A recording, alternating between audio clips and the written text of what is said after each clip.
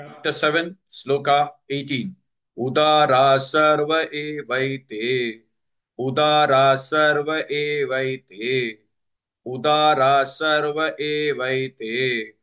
Jnani tvatmaiva me matam. Jnani tvatmaiva me matam. Jnani tvatmaiva me matam. Udara sarva evaite.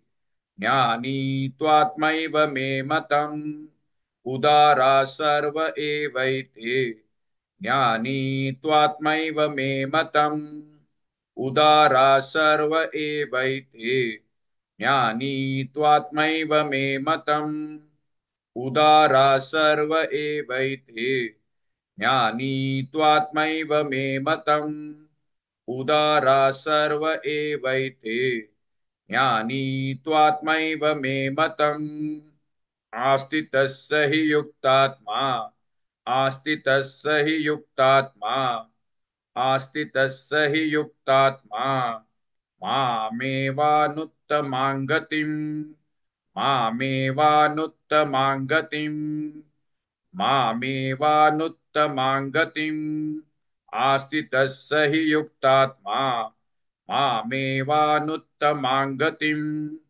आस्तितस्य हि युक्तात्मा मामेवानुत्तमां गतिम् आस्तितस्य हि युक्तात्मा मामेवानुत्तमां गतिम् आस्तितस्य हि युक्तात्मा मामेवानुत्तमां गतिम् आस्तितस्य हि युक्तात्मा मामेवानुत्तमां गतिम् उदारा सर्व एवैते ज्ञानी त्वात्मैव मे मतम् आस्तितस्य हि युक्तात्मा मामेवानुत्तमां गतिम्.